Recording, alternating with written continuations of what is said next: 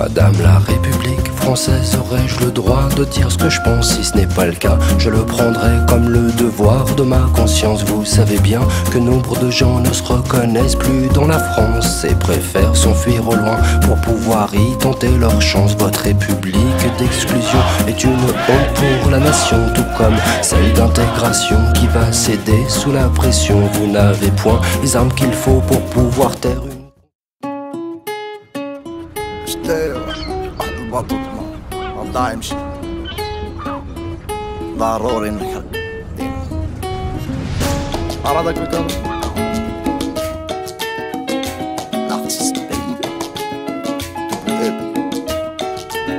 Je vous parle de ces corps qui jaillissent et que la mer a rejeté. Ceux qui ont...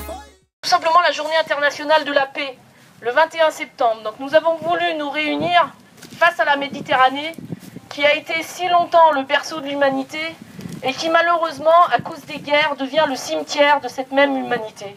C'est pour nous, militants communistes, syndicalistes, front de gauche, intolérable de laisser tomber ce mot paix. Jaurès disait « La grande paix humaine est possible. Il faut le répéter sans relâche et ne jamais renoncer à l'application de cette phrase. » Jaurès disait aussi « On ne fait pas la guerre pour se débarrasser de la guerre. » Et malheureusement, François Hollande devrait relire ces textes de Jaurès et essayer de l'appliquer. Une fois encore, le président français envisage de bombarder la Syrie en dehors de tout mandat de l'ONU. Face au chaos général en Syrie, encore plus qu'ailleurs, il est urgent que les acteurs du conflit s'assoient autour d'une table pour négocier sous l'égide de l'ONU. ONU qui doit se réveiller et s'imposer comme le négociateur incontournable. Le terrorisme se nourrit du désespoir, de l'ignorance, du manque d'avenir. Opposons-lui la force de l'égalité, de la coopération, de la négociation et l'espoir de nouveaux progrès. Combattre le terrorisme, c'est aussi cesser l'hypocrisie et mener un vrai bras de fer avec les États complices et assécher leurs circuits de financement. Mobilisons-nous pour la paix, pour la solidarité et l'accueil des réfugiés et des migrants. Grâce à l'engagement citoyen devant l'insoutenable situation des réfugiés, les verrous de l'égoïsme s'ouvrent un petit peu. Mais cela est bien insuffisant par rapport à la situation.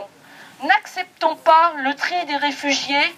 L'égoïsme de l'Europe forteresse a été trop meurtrier.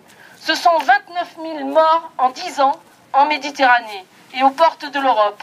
Les dirigeants européens doivent se sentir responsables de ces 29 000 vies perdues en exil.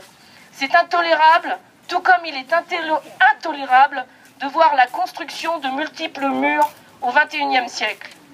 Il y a des mesures d'urgence à prendre pour accueillir ces réfugiés et ces migrants qui fuient guerre, dictature, famine et torture. Et pour stopper toute polémique inutile et faire taire celles et ceux qui n'ont que le mot préférence nationale à la bouche et qu'il faut s'occuper en priorité des gens en difficulté de chez nous, je leur réponds très clairement qu'en 2014, un article du Figaro qu'on ne pourra pas accuser de journal de gauche, donc 11 millions de logements inoccupés en Europe, dont 2,4 millions en France. C'est bien la preuve que l'accueil des réfugiés ne se fera pas donc sur le dos du manque de logement social, mais réquisitionnons ces logements vacants pour pouvoir les accueillir dignement. C'est la même chose pour les aides directes aux réfugiés. Est-ce qu'ici, sur ce lieu, en regardant le Cap d'Antibes, le quai des milliardaires, on ose dire qu'il n'y a pas d'argent dans notre pays? Est-ce possible? Non, stop aux discours haineux et aux arguments fallacieux. Libérons notre parole, exigeons la paix et l'accueil des réfugiés. La région PACA a enfin réagi à nos multiples sollicitations avec des décisions intéressantes la semaine dernière. Il faut maintenant aller plus loin dans notre département.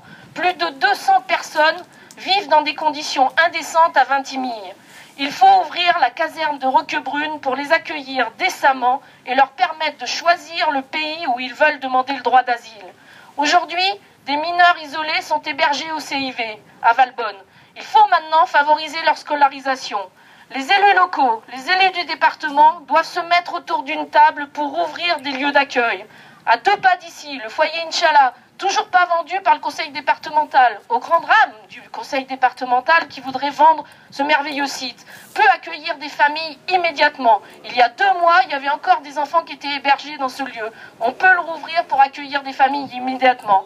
Donc un mot pour conclure, le bassin méditerranéen ne peut pas rester insensible à tout cela. C'est le berceau des mélanges de la civilisation.